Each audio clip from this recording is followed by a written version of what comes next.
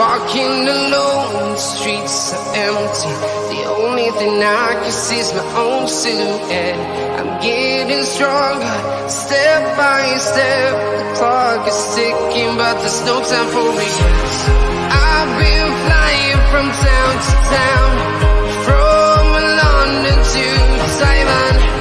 I've been all around the globe, trying to protect your soul. We are heroes tonight. We will fly above the sky. We are heroes tonight. Yeah. We are heroes tonight. We will fly above the sky. We are heroes tonight.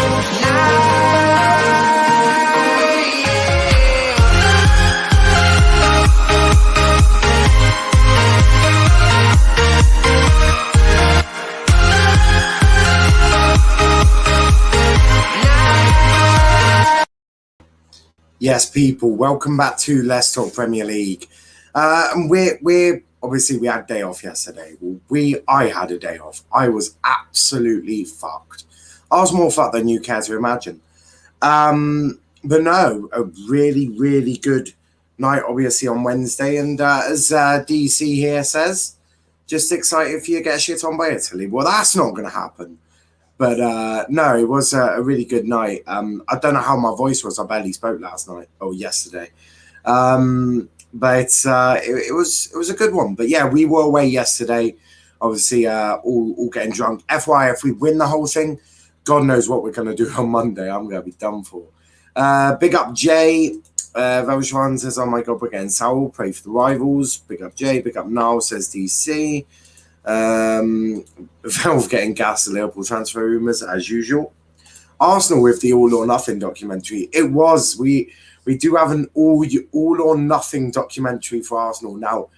There's been a bit of banter in the chats or the group chat I'm in.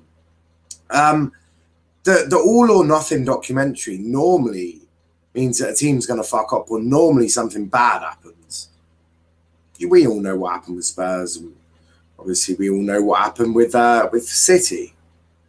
Can Arsenal really afford that? Can Arsenal really afford a season where it's absolutely shite? They finished 8th twice. That's a good season, apparently. God knows what's going to happen with this all or nothing documentary. Talk to me. It's coming home to Rome. It's definitely not. Definitely not. Also, yesterday I got a load of new shit. I got my new PlayStation. I got a new chair as well, so I'm more comfy.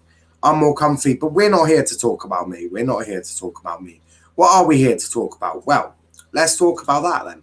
Let's talk about what we're actually here to talk about, and that is this. Olivier Giroud is leaving Chelsea to join AC Milan. That is for £1.7 million, that deal is. We're also talking Jeremy Doku. Liverpool have made another inquiry for the Belgian youngster. We're also talking Harry Kane, who's been told he is not leaving Spurs this summer.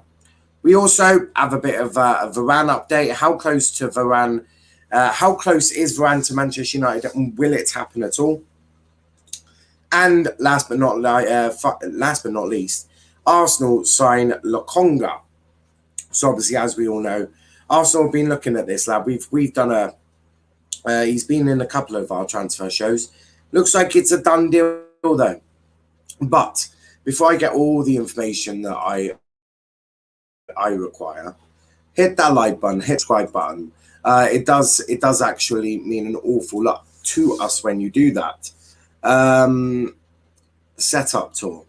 I don't think I'm ready to do a setup tour. Maybe one day we'll get us out. I need to sort my room out there. It's an absolute disgrace. Also, I might be moving where I sit, so not yet. I'm just planted sort of in the middle of somewhere. I've got some ideas, but I need to. I've got a new TV stand coming. Right, it's coming Saturday, tomorrow. So once I've got that up, I'll sort of know what I'm doing in terms of all of that. So maybe one day we'll get a setup tour on how we do things, or it's going to be no different to how anyone else really does it. There's nothing I haven't got that someone doesn't. I've got 2 monitors, a computer, wires all over the place. So anyone with that sort of, I have OCD, but not to that level. Fuck me, wires just do my head in there, all just shoved in one place. But yeah, once I get all of that sorted, maybe. Arsenal, it's just nothing for them. It will be nothing. Giroud to Milan, well, did not see that. I did. We reported that about a month or 2 ago. Doku really impressed me. Kind of looks like KSI in the thumbnail. He might do, actually. I just got that off the Belgian things. Tavares to Arsenal, what happened to that transfer? I haven't really seen much about that, but to be fair, I haven't kept my eyes on it. But let's get into Olivier Giroud.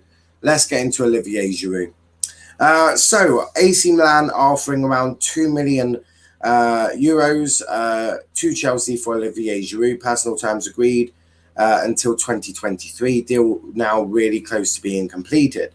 Obviously, Fabrizio has now tweeted saying AC Milan have reached an agreement with Chelsea to sign Olivier Giroud. Here we go soon.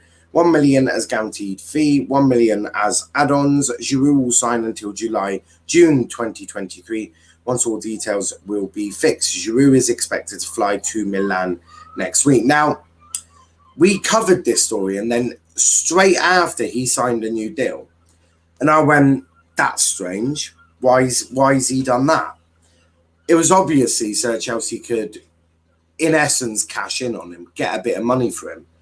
It's a smart move. It is a smart move.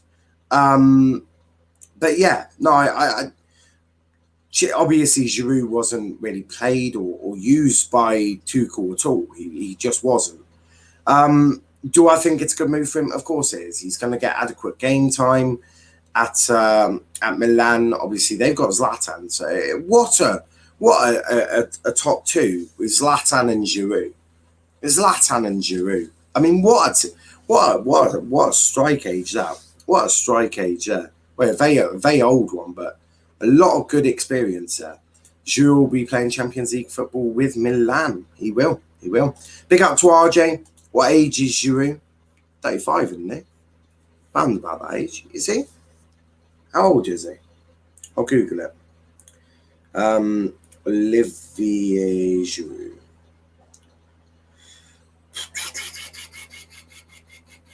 I think he's 35. He was born in 86. So, 34. I was 1 year out.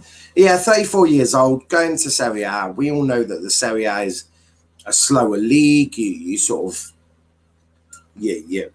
It's widely known as a retirement league, similar with the MLS. So, obviously, Giroud from Chelsea to Milan makes a lot of sense. And let's also remember, Milan ain't a small club. Milan are a really big club when it comes to Italy. So I think it's a really good move for both. I think Giroud will settle in very well at Milan, and Chelsea get a little bit of money. But Chelsea now desperately need a striker. I mean, if Tammy's going and Giroud's going, you're left with Werner. You've left with Havertz, who plays the false nine. Who else? Who else could operate that forward role? So, and we all know Chelsea are very keen on getting Haaland, but can they do that either? I mean, there's so many questions at Chelsea at the moment. It's actually it's quite shocking. Big up to Noel, scored a goal against Villa. Obviously, DC don't like Giroud for that. Giroud, one of the most underrated players I've seen. Be right move for Giroud. It would be. Still a talent. Milan move is good for Giroud. We'll get a lot more game time now. Milan is a huge club. It is a huge club in Italy. I mean, if we think of the three biggest clubs in Italy, it's Juventus, AC Milan, Inter Milan. They're the three biggest. He's going to one of the biggest clubs in Italy, and he's going to get Champions League football, and he'll play. It suits all parties involved, and it gets Giroud off Chelsea's wage budget. So if they do have to stump up big money for Kane or Haaland, they've got the wages there that they can utilise a little bit of that. Wait, AC Milan or Inter? AC Milan. So if someone says Milan, that's AC Milan. If someone says Inter, that's obviously Inter. It's how they do it. AC Milan is nicknamed Milan. Inter's just Inter. That's the way I've always known it. I've always known it to be that. Tammy Abraham. PSG have been very busy this transfer window. They have signed Ramos, Donnarumma, Gini, and Hakimi. Poch is definitely staying now. He is definitely staying, but there's a lot of pressure on his shoulders now. I mean, he's been given what? Sergio Ramos, Donnarumma, Hakimi, and Gini Wijnaldum. He has to win the Champions League. Has to now. Has to. There's a lot of pressure on him now. With obviously Mbappe there, Neymar there, Verratti there, Di Maria there, Herrera there. Obviously, he's still got, is it Neves? Navas. Keylor Navas. With obviously Kimpembe and all of these, you're partnering Kimpembe with Ramos. You've got Donnarumma coming in, Gini Wijnaldum coming into that midfield. I mean, your midfield is what? You've got Herrera, you've got Verratti, you've got Gini Wijnaldum, you've got plenty coming in there. Obviously, with Hakimi a right wing back or right back, however you want to see it. There's a lot of talent in that team. PSG have to go and win the Champions League now. They've done that much, and they've not done what City do, which is, by a load of sort of not unknowns, but they're not world class. City bring them to world class. I mean, Kevin De Bruyne was not world class when City got him, but he's developed himself into a world class player. So no, PSG have to do something. They have to win. And not obviously you can win the French league. PSG don't care about the French league. In fact, if you don't win the French league, which obviously PSG didn't last season, that is seen as one remarkable fuck up. That's the equivalent of,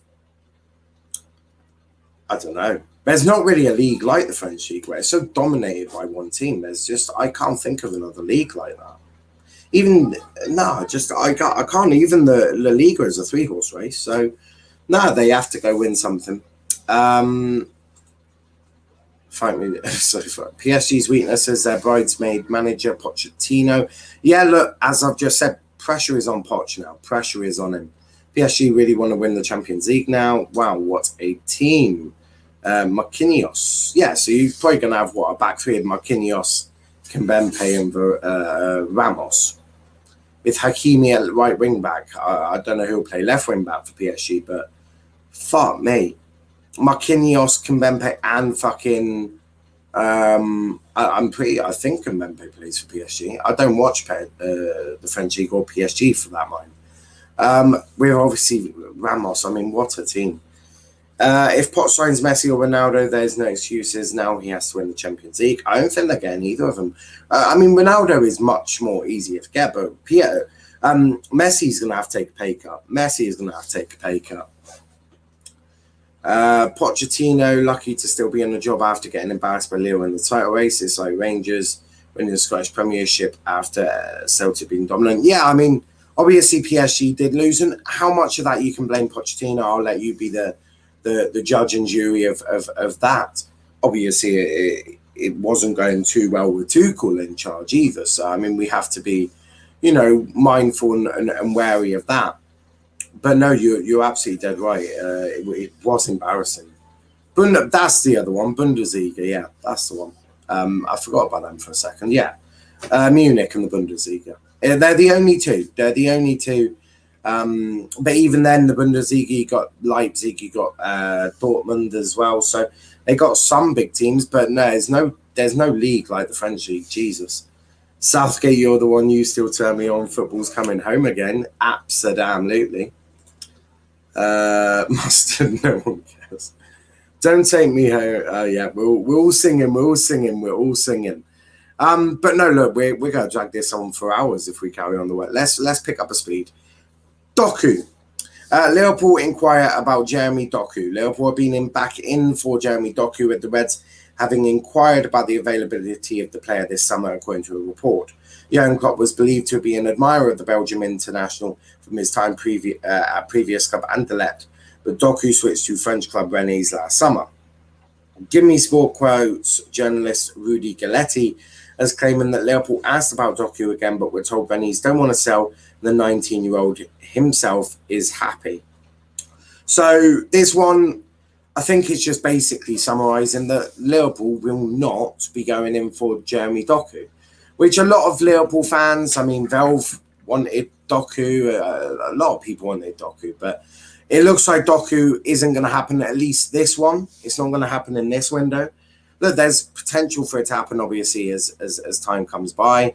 But in this window, it just won't be happening. Rennes have absolutely no interest to sell him. Doku is quite happy, still obviously sort of learning the trade per se, with no spotlight on him. He's got no spotlight on him because he's at Rennes, and that's no disrespect to Rennes, but they're not a fucking Liverpool, are they? If he was to go to Liverpool, pressure's on him then. The pressure for him to develop, to grow at Anfield as well. There's so many variables there that it'd be really difficult for a lad. And we've seen this so many times. Right? A young player coming to a new league, not given time by the fans. Obviously, it'd be given time by the Liverpool fans, but would he get that same time from the rival fans? Probably not.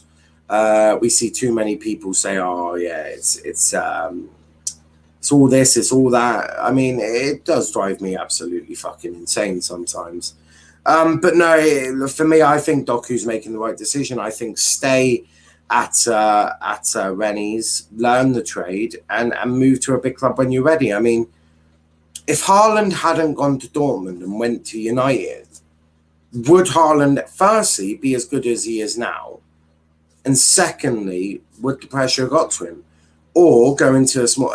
Jadon Sancho, prime example. If Sancho hadn't gone to Dortmund and stayed at City, what's his prospects? Pretty low. He's not getting that game time.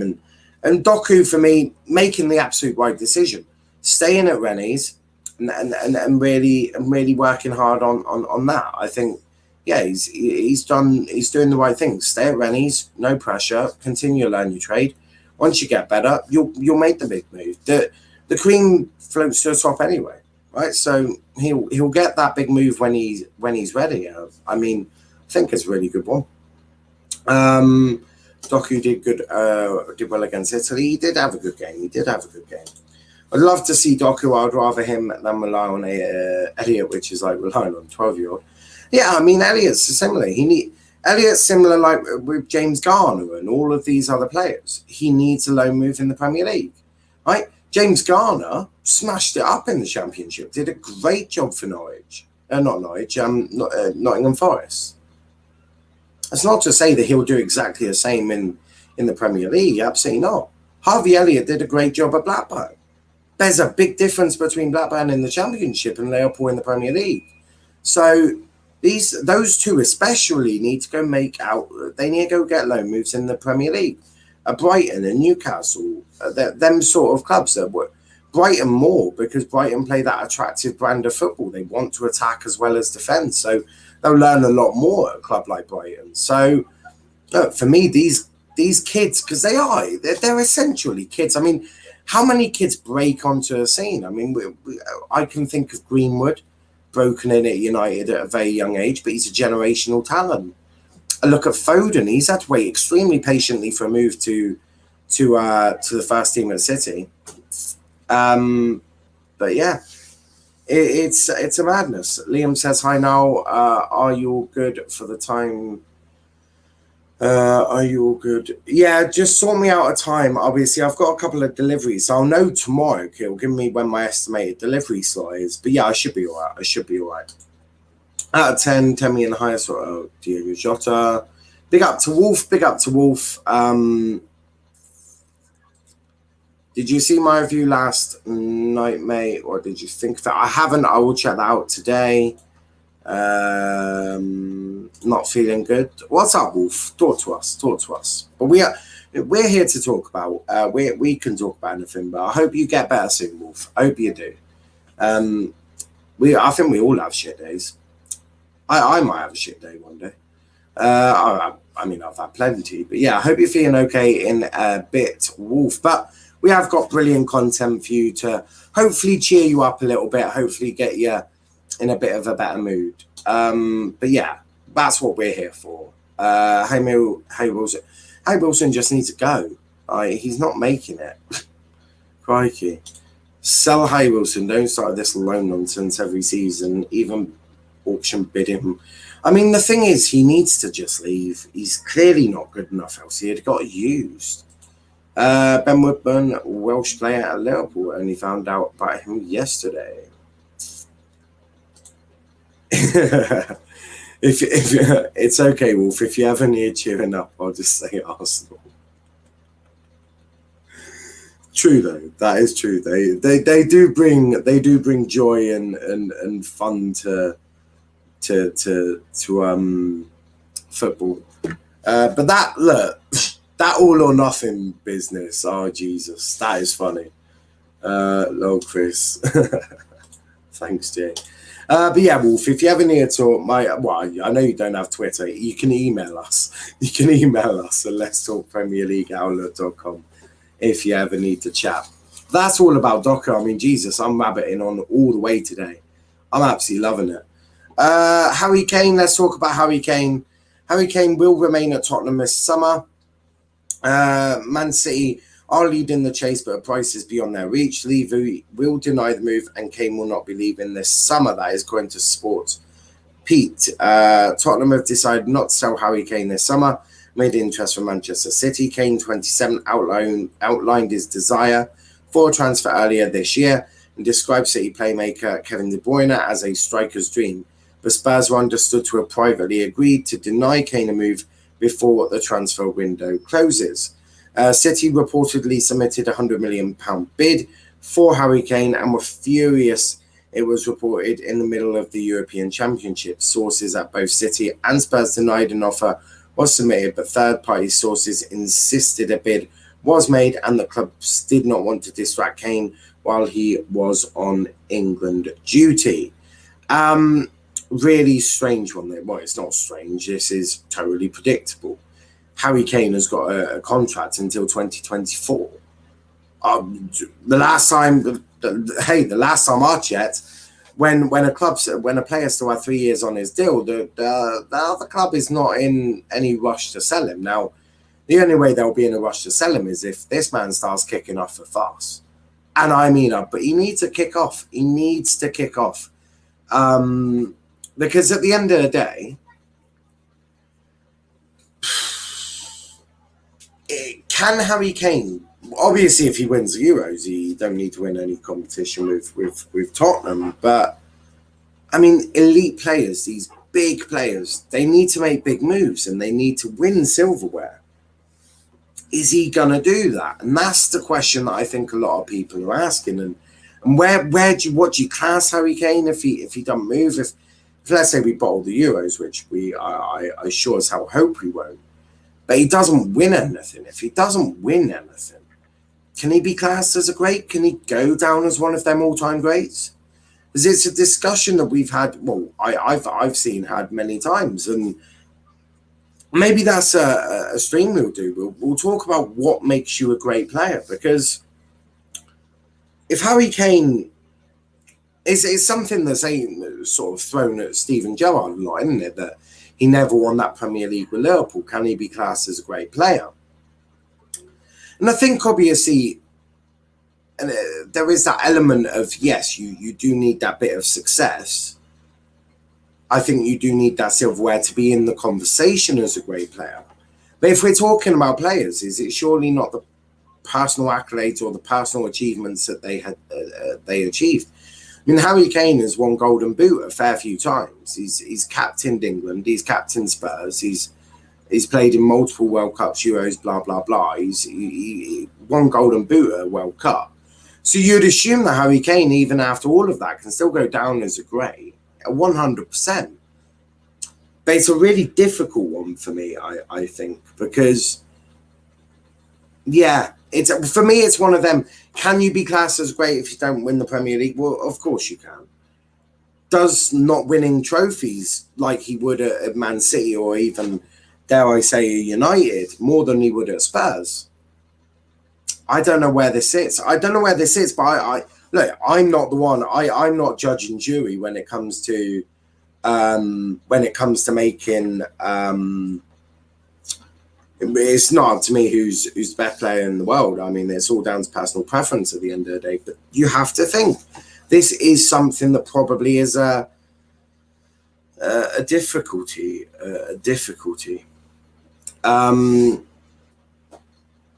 Some comments here. Big up everyone from Gareth. Chris, you're putting yourself in deep water with Arsenal fans. AFTV and chill is quality entertainment.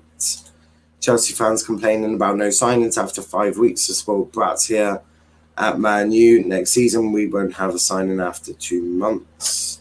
Areola close to joining West Ham on loan with an option to buy. Is that the goalkeeper, Areola? Oh, what, the one that was at Fulham last year?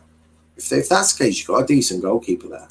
If Harry Kane kicks off, then it could cause him to leave. It would definitely cause him to leave.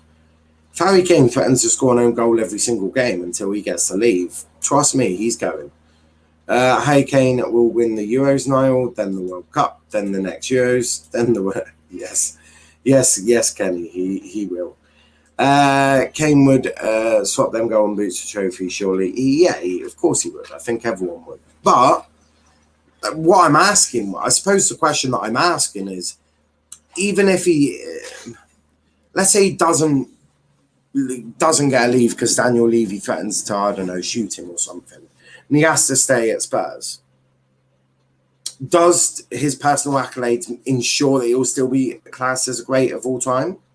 I mean, we don't know about the greatest, of course, but it's a very difficult one for Kane, and could be a extremely, extremely difficult time for Daniel Levy, because you're not going to want your star player kicking off. You're just not.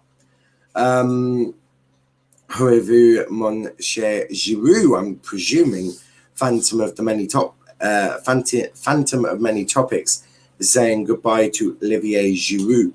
But let's talk a little bit about Raphael Varane. If I can get the words out of the mouth, that would probably go a long way.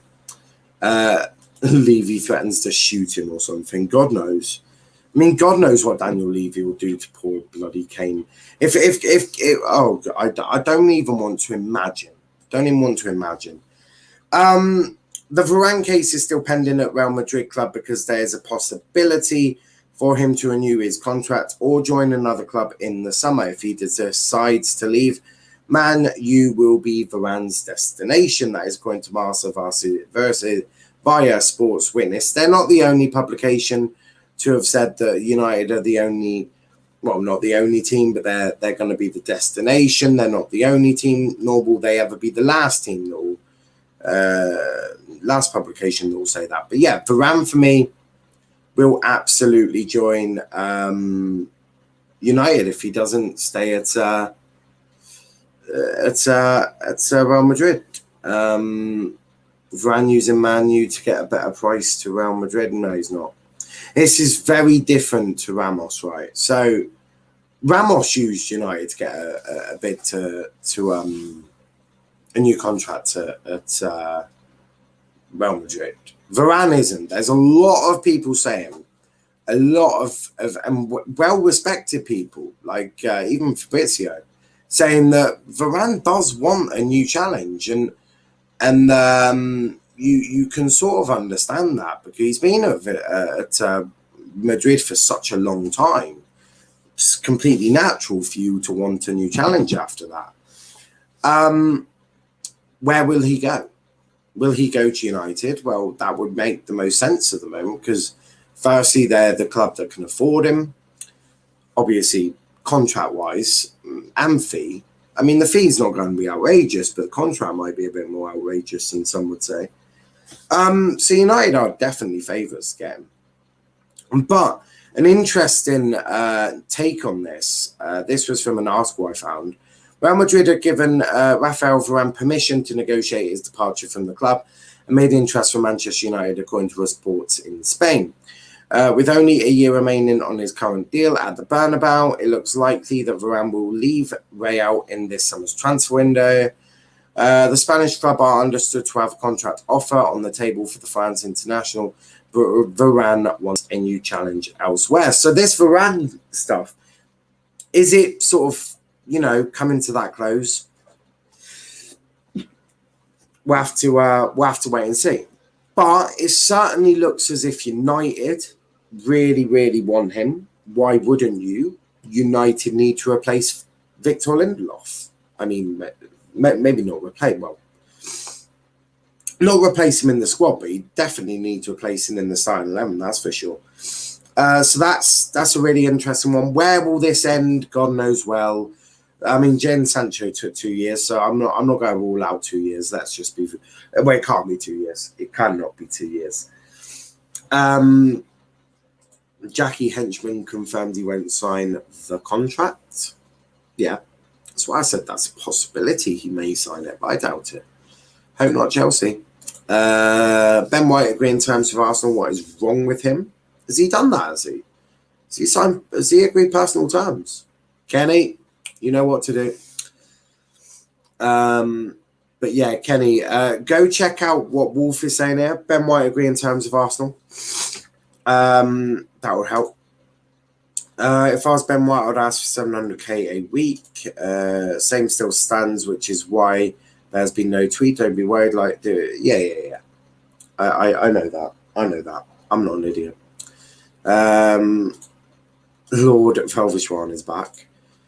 Giorgio Chiellini, it was predictable England would, as they played it. Well, that's just fine. I'll be back in a second, guys. Just need to blow my nose.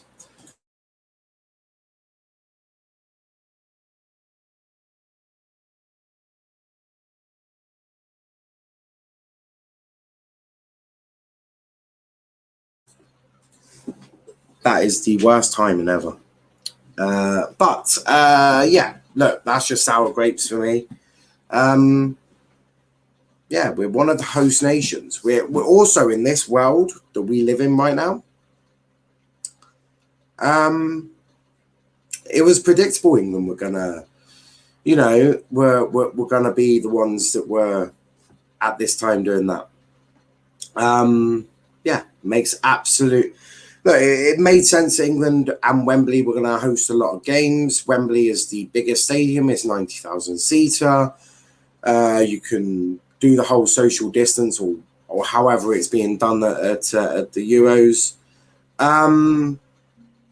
So yeah, it made total sense that England were going to host a lot. Wembley obviously hosting the final, being one of the biggest stadiums in Europe. And obviously, of every other country not able to really handle a COVID crisis. Now, I'm not saying we've handled it at all well, but we're coming out of things. No, we're just more organised than every other country. If you're going to cry about that, Chiellini, then it's quite funny because Italy won the Euros when they hosted it, but you don't see me complaining. Yeah, Fab said Ben White agreed terms. That's mad, my Lord Velv. Ben White terms agreed with Arsenal, but he is currently in process of agreeing them with Chelsea according to Fabrizio. Wow. Arsenal are still confident working complete the agreement. But you can agree. I mentioned this a couple of streams ago. You can agree terms with absolutely anyone you want. You can have 5 or 6 clubs. Let's say I was a good footballer, right? Which I'm a good football manager, but maybe not footballer, right? But let's say I was a good footballer. I could agree terms with 5 or 6 different clubs. I'm not obviously going to sign with all of them. You can basically, whoever's the most of that, you're going to get him. If that's unfortunately, that's normally how these battles end up. Who's got the most money? Chuck it on the table. We are seeing a United target, so you love seeing him. He ain't a United target. You're chatty. You are chatty. We just linked with him. If that's the case, it was predictable Italy were going to do well after playing group games in Italy. Yeah, that's a fair one. That's a fair one. What about rolling down in the deep? Bit of a doubt. Aaron says, hi mate, can't come on any streams. Family dog passed away after 17 years. The family grief period ran out. Sorry to hear that, mate. Sorry to hear about that. People belittle sort of what losing a pet does. I remember when I lost one of my cats, right? Old age, of course. What was this? I can't remember. It was, what age was I? Must have been about 14. It's about 14, and I'd had this cat since I was a baby, and the obviously my cat died. No, I'm heartbroken, as you would be. It's completely normal. Aaron.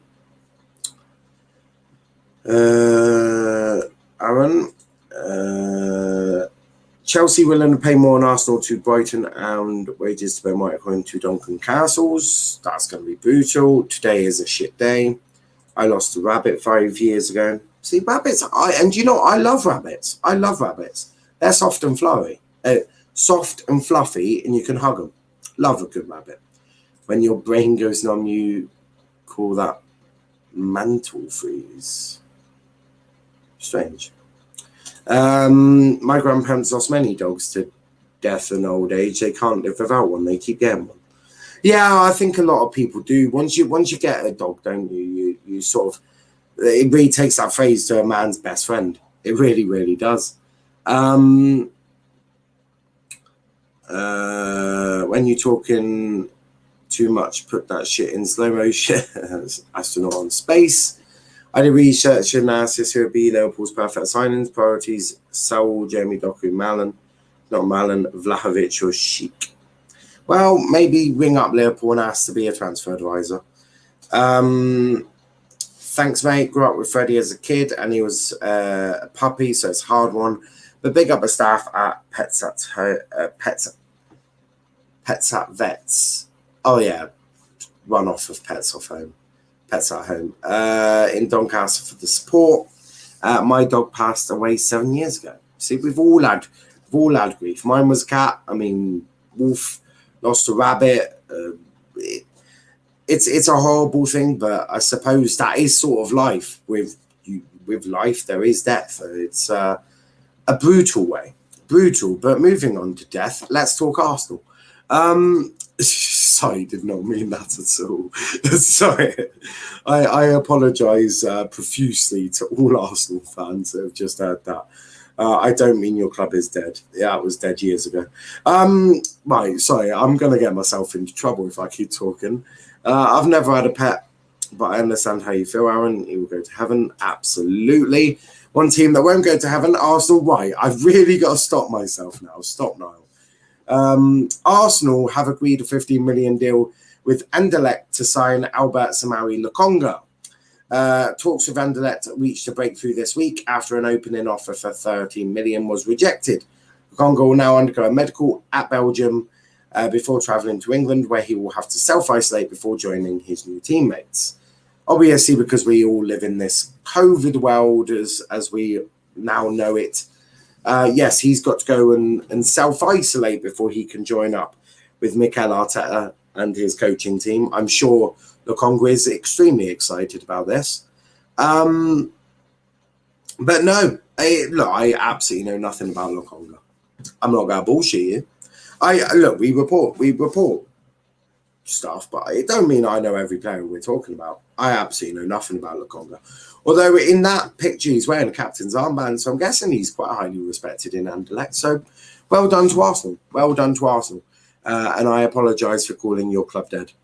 And not going to heaven. Just remember the happy moments wouldn't feel so good if we didn't have sad moments. This is very true. This is very true. Very, very true. Live, what's the saying? Live as it's your last day, which is an interesting one. But what I'll do is I'm going to put the link in the chat for you lot to come on and have your say. I also need to reply to some comments. They're positive comments. I was just, if you're watching and you've left a comment on a previous video and I haven't responded, I'm not ignoring you. I was very drunk on Wednesday and I got very high. Valve says Lokonga is a talented midfielder. I've only seen clips of him. He looks very good. It's an interesting one. It is an interesting one, but the link is in the chat for you lot to come on and have your say. So make sure you come join us. You can talk about whatever we're talking about. So what have we spoken about? Well, we've spoken about Giroud, Doku, bit of Harry Kane, bit of Raphael Varane, and a bit about this dead club. So all of them topics are open to discussion, and anything else you may want to talk about. I mean, whatever. We've got about 20 minutes. And then I'm going to go play some racing games. Whacked out a bit of Gran Turismo with my new wheel. Absolutely loving life. We're joined by Velvishwan. How are we doing, mate? Oh, I'm good. Just Decent. laughing at Arsenal with their new documentary coming up. At least we get to see Lacazette and Aubameyang dancing during the halftime shows when they're losing 3-0. God. Like, the thing with the All or Nothing documentary, right, is going to be such a huge documentary. Everyone is going to watch it, but for all the wrong reasons. No one's going to be watching it going, oh, I'll tell you, it's such a great manager. Fuck me, I'm so jealous. They're all going to be like, they just lost to fucking West Brom in the FA Cup, or something like that. Or, fuck me, Brentford have just gone to the Emirates and smacked them for 6. Which, is quite believable, actually. Or even Leeds. I mean, fuck knows. But if it makes things better, we can do the preview for the final today. No, I'm free tomorrow. I'll know a time more tomorrow. But yeah, between whatever times I said, go one of them. I think I'll be free, and if not, I'll work around it. Aubameyang and Lacazette dance show. Yeah, it'll be a dance off at half time when you're losing 3-0 to West Ham. But Velvishwan, I wanna. Well, what do you want to talk about? You got Milan, obviously, of Giroud. Liverpool, obviously, inquiring about Doku, Kane, Varane, Lokonga. What is it you want to talk about? Hang on, let me just quickly time out that Twitch guy. Oh yes. Half the time I can't be bothered. With YouTube, I can do it from StreamYard. I can just block you on StreamYard, but it doesn't let me do that on Twitch with StreamYard, which I thought was a bit gay, but we'll allow that. Any time in the room. So we'll start with Doku. He's a player I absolutely adore. I think people need to be aware. When he was 15, 16, he was in the England, trying out many teams. Liverpool included one of them.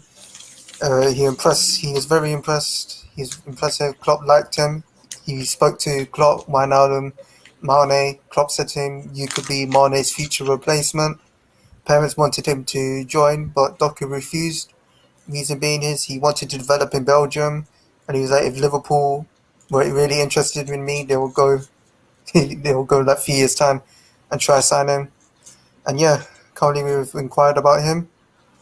And I did some research, and one interesting fact is his agency is the same as Konate's and I think Saul's as well. So, which means that if we do go for a Doku, it'll be easier to get. And especially he plays for Rennes.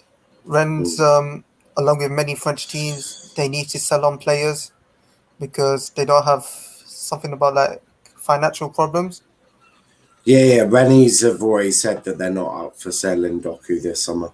Yeah, but they'll sell Camavinga, but I think Doku's got at least 2 or 3 more years on his deal. To be fair, so that's why they're not going to be in any rush. I feel like if the price is right, then they'll probably sell him. Like anything below 20, they would say no. Yeah. Probably around like 30 mil would be reasonable for them to sell Doku. Yeah, 30, 40 mil within that region, because and you think it will definitely have add-ons without a shadow of a doubt. Yeah. It would 100% have a sell-on fee percentage of the next sale, you'd assume, or profit of the next sale. And Doku suits the profile of Liverpool, playing Yeah. left wing. He's like Mane, uses his pace really well, gets past players easily, and yet, first of all, Mane wasn't good at finishing. Beginning end product wasn't that good. Similar with Doku, if Doku works with his end product, then yeah, he'll be a future star. And with the guidance of Jurgen Klopp, I feel like that'll be possible. Yeah, no, I certainly think everyone talks about Jurgen Klopp. We all have to remember this guy is leaving soon. Pardon? Oh, he's got 3 years left on his deal, and he's not going to sign new ones. So Yeah. I know. I think just use the best way he can with get like young players, develop them, then leave it for the next manager, whoever comes in. Yeah, I mean, I feel like Liverpool fans might want to start prepping for this because when Klopp goes, Jesus, you lot are going to be in tears. We'll have to do a memorial. It's going to be brutal. Leicester are interested too, Valve. Well, I don't think he'll go Leicester because of Harvey Barnes. Yeah, he wouldn't get much game time. Harvey Barnes is loved by Leicester fans. He's a good player, Harvey Barnes. As you saw with Rennes before, Ismaila Sarr moved to Watford, had a very good season there, but obviously Watford got relegated. He should have moved, but he stayed in the Championship. So you see Rennes players, they're very good. They have very talented players. Edouard Mendy came from Rennes as well. Look how he turned out for Chelsea. Eduardo Camavinga's at Rennes, isn't he? Or is he at Lille? No, Camavinga was in Lille. I talk about Edouard Mendy. He was in Rennes as well. Yeah. They're all the same players. They all come from the French league. I mean, basically, the way the French league is set up is you've got PSG and then the rest of them as one separate club. That's pretty much how it is. It's a sort of a two-man league. But talk to me about Harry Kane, Valve. It's a subject that I think is going to be a very hot subject come Monday morning, straight after the Euros, I predict, because we are in a situation now where Harry Kane has said, I want to leave Tottenham. I want to go and win trophies. Daniel Levy is saying, well, yeah, but I want under 50 mil. So Daniel Levy is automatically pricing Kane out of a move. How does this end? And it's going to end one way, very fucking messy, I'm guessing. It's going to be messy, but we have to see what the sporting director, Nuno, does in terms of the transfers that could possibly convince Kane. Because I heard reports about Spurs, they're going for Pjanic from Barcelona. He's on the free. For me, I think that's a very good signing if they manage to get him through. Set piece specialist, free kicks, corners. That'll be beneficial for Spurs moving forward. Possibly looking at Vestergaard as well. That's a massive upgrade on Eric Dyer, Davinson Sanchez immediately right there. So they've already making good progress. Actually, not progress because they haven't confirmed us out, but they look like they're investing in the right ways. Is whether or not Kane is basically what Nuno's vision and the director's project is at Spurs. If it's enough to convince Kane, then Kane should stay. If it's not going to convince Kane, saying like, "Oh, this project might take 3 to 4 years," then Kane is not staying because Kane wants to now. Well, that's the question I've got: is how does someone like Nuno, and this is no disrespect to Nuno, but he's not managed a big club. He managed Wolves, right? He managed Porto before, I think. In terms of Portugal, that's a big club. Yeah, but you know, in the grand scheme of things, Porto are not huge. So he's never managed a big club. He's never managed at a really top level, the elite level, shall we say. Would you consider Spurs as a big club? I don't consider them as a big club. Well, I don't class them as, a big club. They are big in terms of financial. Yeah. But in terms of on-field success, no, they're nowhere near a big club. I mean, their golden era got to them to a second in the Premier League and runners up in the Champions League. For me, that's not success. Was it second or third, Spurs? It might have been third. It was one or two. It was one or two. Yeah, because in the Leicester season, they finished third. They got top four, okay, but they got top four a fair few times, right? So I don't see Tottenham as a big club. I think if you talk about it in just financial terms, then yeah, you have to call Tottenham a big club. But in the grand scheme of things, I wouldn't really class them as a big club. I know other people may do, but yeah, it's certainly an interesting one. Barnes played well against Liverpool, but Harvey Barnes played really bloody well last year. And He is very good. if it weren't for his injury, he might have even got a shout for the England call up because he was on fire. He was pure on fire. I think he was called in the English squad in the thing. Not the And then- provisional. Yeah, not in the provisional, but like in qualifiers, he was called up. Yeah, he was injured, so he would have not been shooing for a call up. He would have certainly been within that conversation, certainly, because on the left, who had a better season, Harvey Barnes or Rashford? Well, if you look at purely on a goals basis, it was Rashford. But if you look at everything sort of added into one and how it is being so complex, you'd probably say Harvey did a good job. But Nuno is really a difficult one. It depends on what his project is. Like when Klopp came in, it was a 4-year project that won us the Premier League, Champions League. We'll see what Nuno does with his project, and it will go with the Nuno and the sporting director board because they look like they make. But Klopp was a big manager. Klopp was a for me, there's nothing that Nuno can say that would encourage me if I'm Harry Kane to stay. What can Nuno do? Because you've just had Jose, just had the greatest one of the greatest managers of all time. And he wasn't even given the chance to win the trophy for it. He got you to a final, wasn't even allowed to try and win it for you. So if you're Harry Kane and you want to win, which he does, what can Nuno say? Oh, well, I did get Europa League with Wolves, and bish bash bosh, we're going to win the league. Like, no, it ain't working, mate. Yeah, it's Nuno. Yeah, Nuno. He's going to play 5 at the back, and I know 5 at the back ain't bad, but that's going to take away from the attack. It always fucking does. Yeah. Right, you're taking that cam out because you can't keep your wingers or however you're going to bloody do it. It takes away from that attack. It takes away from people that can make Harry Kane tick. This is what happens. This is why Spurs should have got Conte. If Conte came in, we all know why Conte didn't go to Spurs. He didn't believe in the ambition of the club, and that's the issue. That they've had elite managers turn them down. Their elite player now wants to leave. You can't keep him. You cannot keep him. But here's the thing with selling Harry Kane could be the best thing that will happen to Spurs in their history. Reason being is you're going to sell one of your star players for a huge amount of money. You can use that money to invest in the defense, invest in the right back, invest in the goalkeeper. You can invest in any positions. Well, but what? I'll go to RJ just after this. No problem. But Velvishram, all I'll say is Tottenham have had this issue before where they sold Gareth Bale and they bought a shitload of new players and all of them were shite. But here's the thing: they've got a new sporting director now.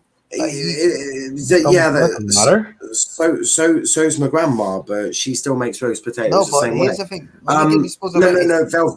There's no fucking buts about this. The boss is still Daniel Levy. United can dress up Myrtle in a fucking ballerina's outfit and make him do ballet at half time. Guess what? The club is still run by the same people. The club is still run by Enick and Levy, the same as the Glazers still run Manchester United.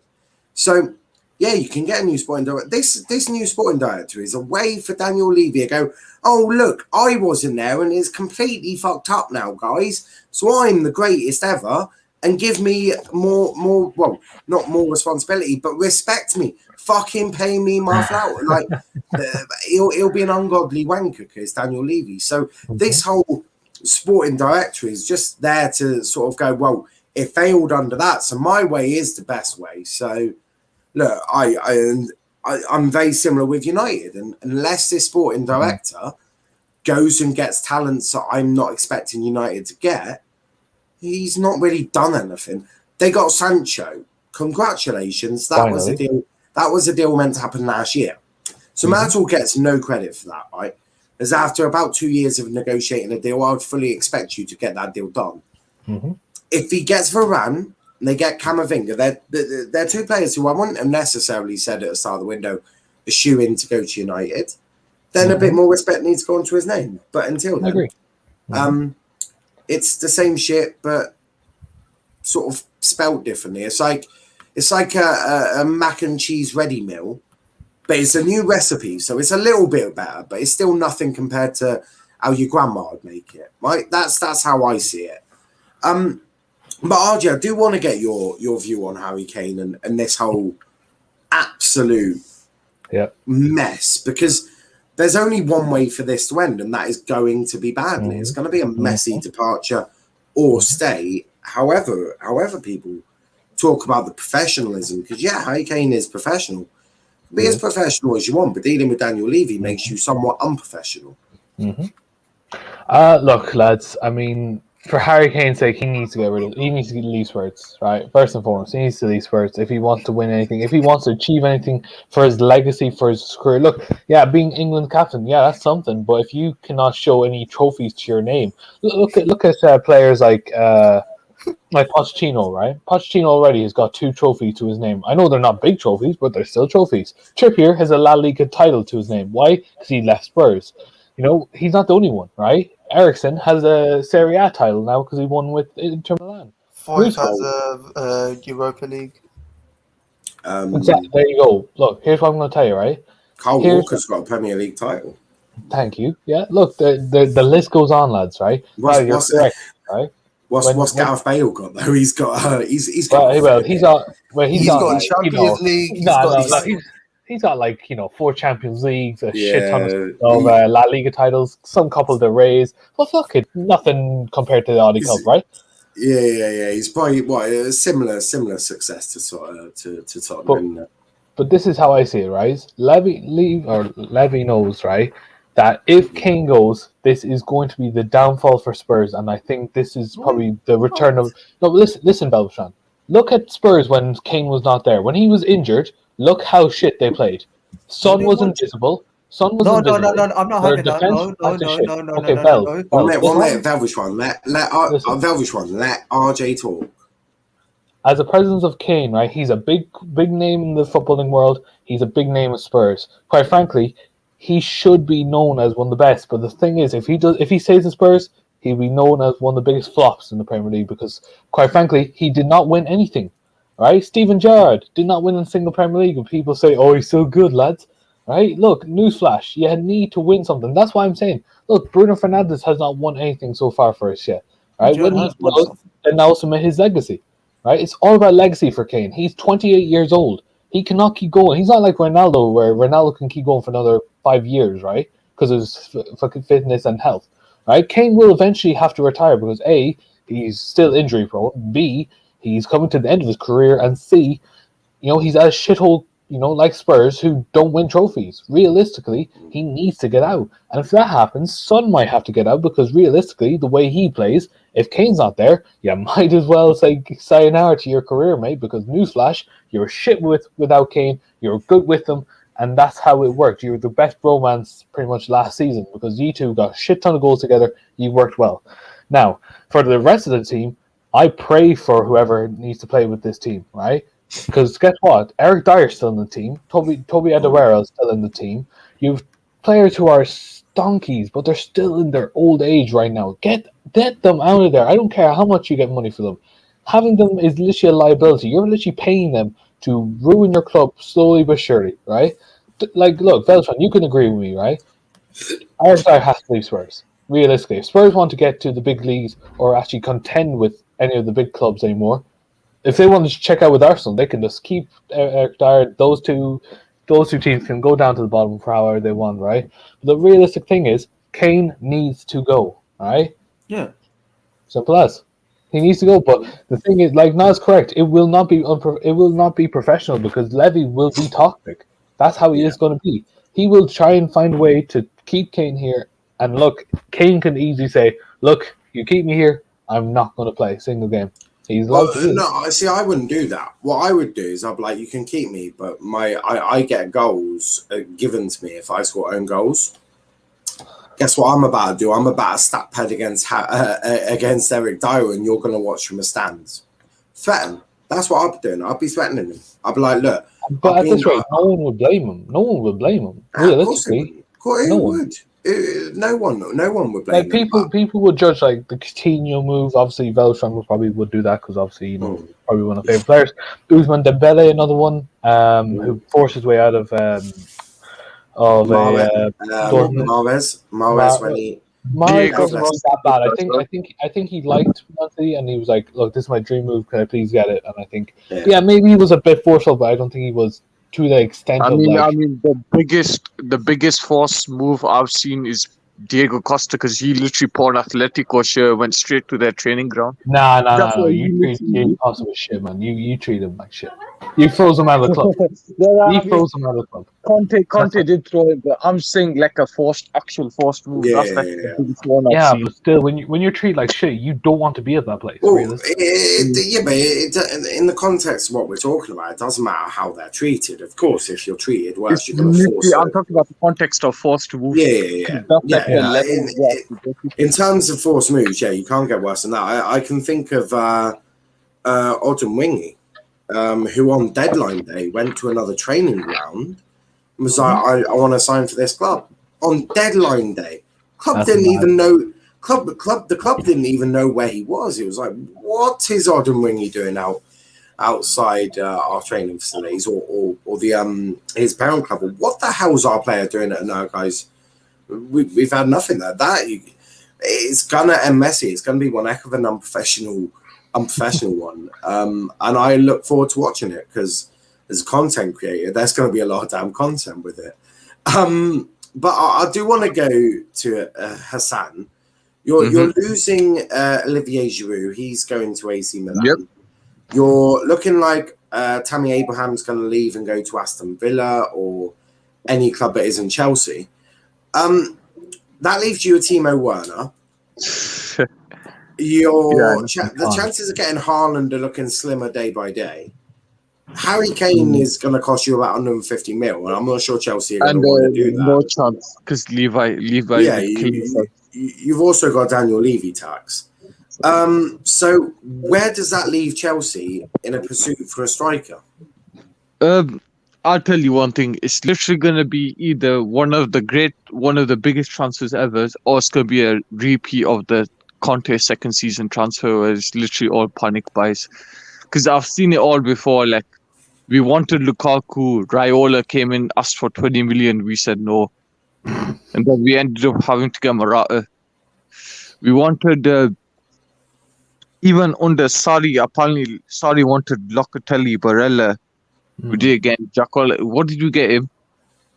I don't think we got him anything. You got Jorginho, didn't you? Got him. Jorginho was part of the Napoli package anyway. So. Got him Kepa Arrizabalaga, didn't you?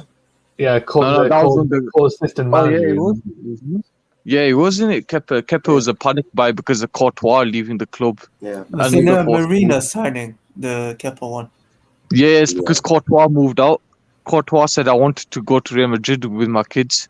He literally walked out the door and said, I don't want to play. Yeah, because it was either Alisson or Kepa, but we got Alisson. And then you got I think Klopp convinced Alisson. And and we literally, I think we signed Kepa on deadline day. Correct me if I'm wrong. Yeah, I think you're correct. I think you're correct. That was like 72 million. It was mad. Yeah, when did you sign Alisson? Was he on deadline day? No, Alisson was after Brazil got knocked out. Yeah. So it was before deadline day. Yeah. Because I remember because we got Kepa right deadline day. We just signed everything and gave him the money. Yeah. So this transfer summer is literally going to be a hit or miss. Because striker is literally priority. Yeah. I feel like we kept Giroud, but I feel like the club literally, and I feel like Giroud's going to leave anyway on his own.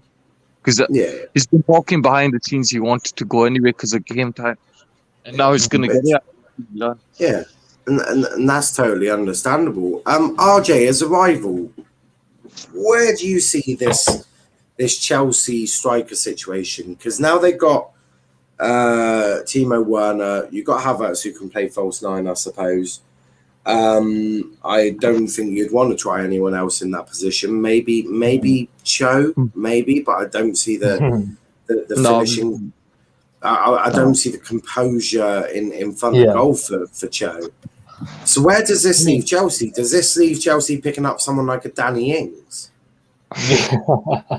I mean, yeah, to be fair, this kind of reminds me of Liverpool's centre-backs problems last season, to be fair. I just had to put that pun out there, really, you know what I mean? No, to be fair, look. Danny Ings walks into your team, bro. Relax. No, he doesn't. Eddie Cavani, he smacks him back to Southampton, mate. He does. He scores more goals than him. Don't care. This guy, Edison Cavani's 34 years old and still can score goals more than the question is, well, which one? Like Southampton. He said Danny Ings walks into straight into United, not a hope. Cavani's clear him. They've got Cavani and Greenwood. What a dumb comment. Oh, Cavani. That's like me saying me saying Lingard gets into a Liverpool team because Gini Wijnaldum wouldn't know what a forward pass was if it hit him in the face. No, but Danny Ings is a goal scorer. Jay Lings can literally fit in. So is Edison Cavani. He got like 19. He got 19 goals in all comps last season, and mind you, he didn't get pre-season. He joined late and had to self-isolate and had to move to a new country and is 35 years old. So instead of saying English, instead of saying dumb shit like that, how about you respect one of the greatest strikers that we've ever seen? Thank you. I never rated Cavani. Well, I never really your team anyway, so don't no worry. one rates Liverpool's players, so I suppose you can keep it in view there. No, but anyway, right. So look, right. So my opinion on this scenario, right? To Chelsea. Surely I'm not the only one that feels bad for Giroud. I think, look, he's a world-class striker, lads, whether people want to say yes or no, right? He's a World Cup winner, whether people say it's not true, but it is, because his name is right beside it. He was in that French squad when they won it. He is probably one of the most underrated strikers of all time because, quite frankly, the way he plays football is weird, but it works, right? He's not fast. Quite frankly, he's not. He's a traditional number 9. He's probably the best number 9 you could ever see. He's a target man. Not the best number 9, but he is a target man, 100%. Look, said. Yep. Whenever we're playing Giroud, right, I always feared that he will always make some madness against United. He would, because like I said, he's strong, tough, durable, and he can easily score if you give him a chance. Like I said, if he's going up in the air, he's a clutch player. Good luck getting that ball, man. All right, that's why we'd always have Maguire on him, right? So I think, look, for his career, this is probably the best option for him. He's getting to a slower league, a league where, quite frankly, if you're slow and you're a strong striker, you are going to survive. Honestly, you're going to do very well in that league.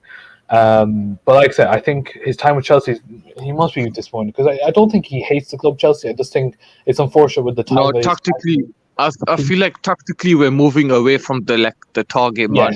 Yeah. Well, I mean, you are getting Haaland and Danny Ings. So I mean, that's kind of a lie.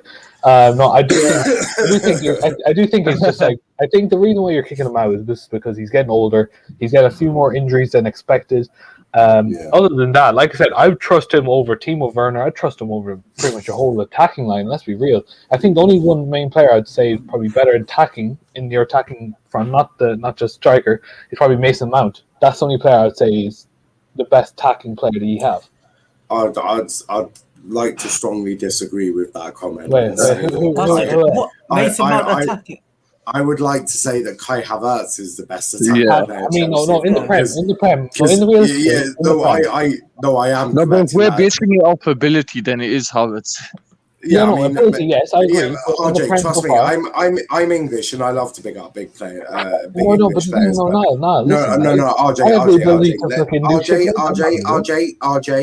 RJ, no, it's not even a debate. Havertz is way better than Mason Mount attacking. Mount is going to soon go into that number 8. The only reason he's not in that number 8 role at the moment is because he's not trusted enough to do it, not disciplined enough. He will go to a number 8 because he is not a 10. Right? He's not a Bruno. Okay. He's not a Havertz. He's not that type of player. He's not a De Bruyne type player. He's not creative enough. We've seen that in England. All the games we played. all the games that we've played, he's gone missing because we're asking him to be the creator, and it's not his game. So he will go into that sort of double pivot. That's the new sort of word for central midfield. Apparently, two players in mid.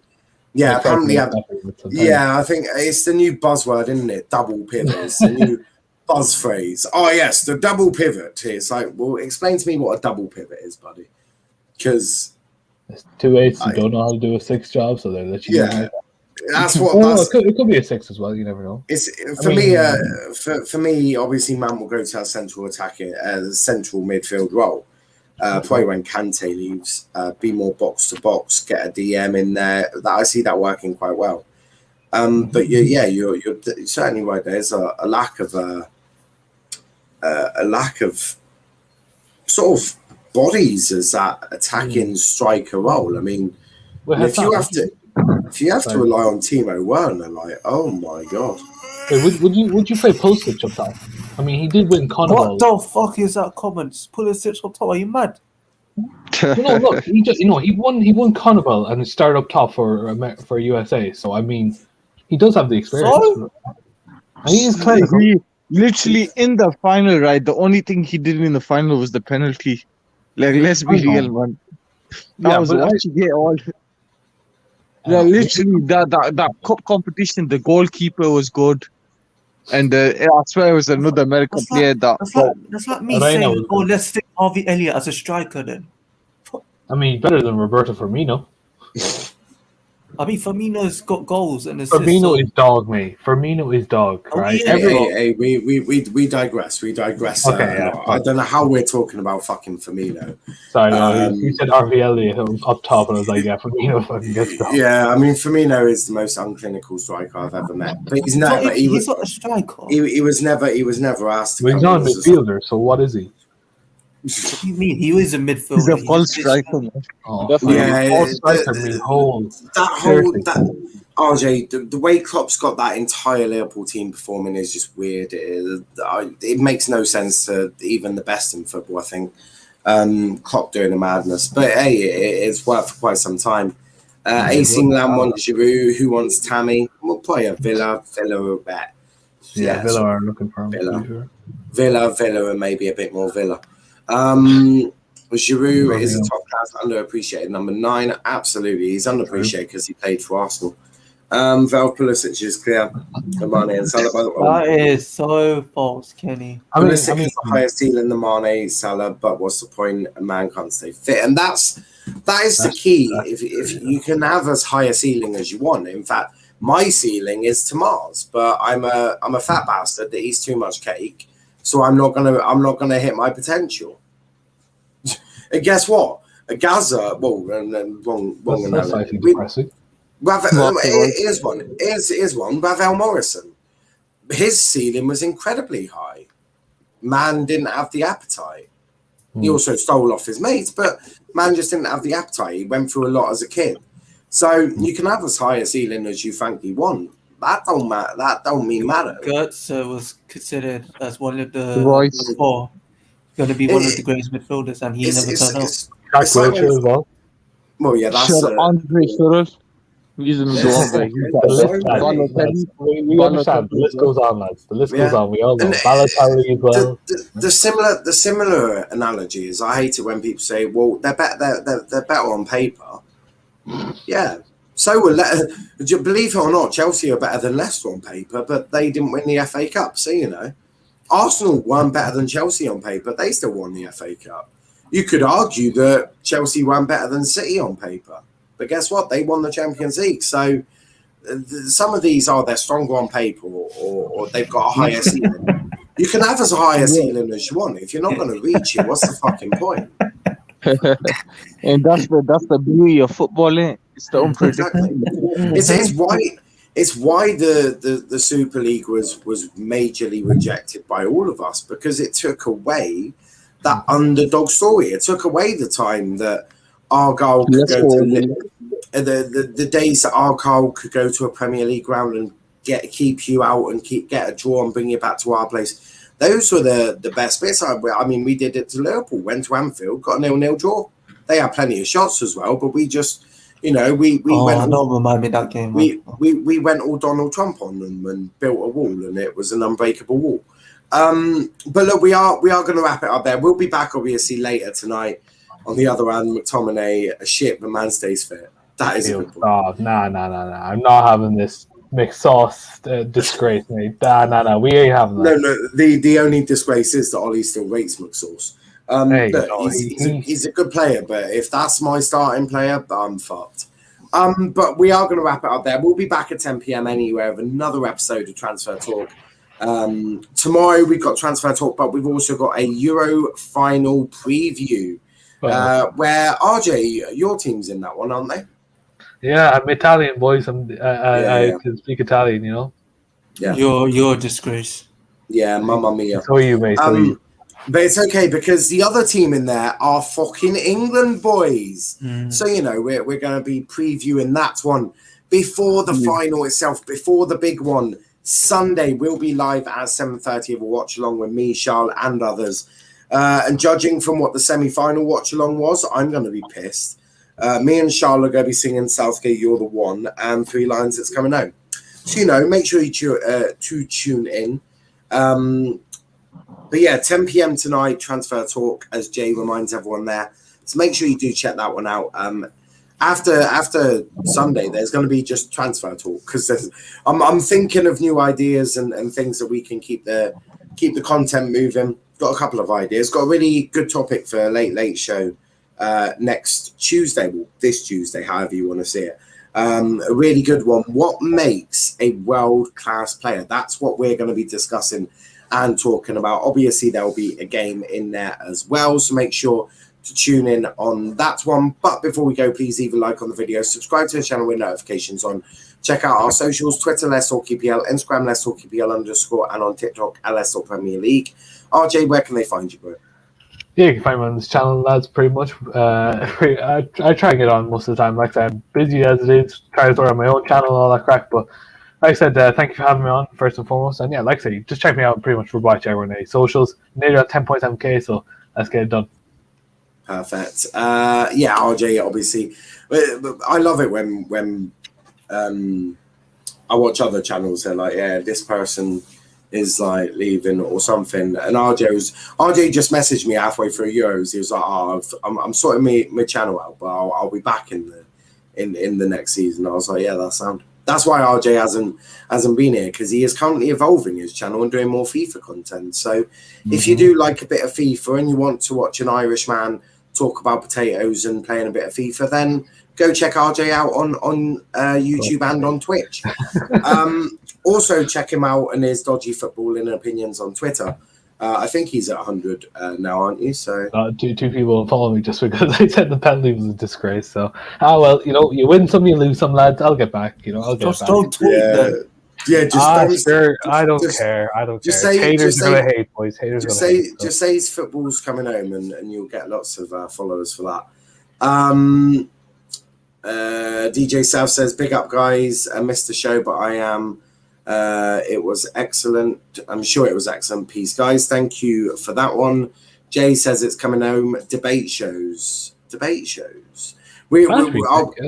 I'll be thinking of I've got something like that lined up. We got to fit the quiz at some point. We're doing a Coutinho Bruno Fernandes debate. I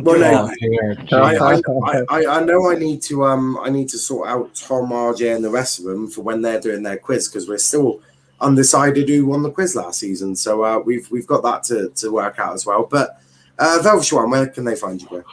You can find me on Twitter, Instagram at Vel_skills, and you can find me next week celebrating when Liverpool announced the signing of Saul. Boo. After 5 years. I'm sorry. And Hassan, where can they find you, bro? You can find me at Twitter at unnamed director, but more importantly, subscribe to this channel. Obviously, focuses on you. You can choose to follow us all or choose not to. It's up to you guys. You should follow everyone who comes on the channel, because they're great people. So do check out everyone. But yeah, we'll be back in a bit. So until then, thanks for watching, guys. But peace out.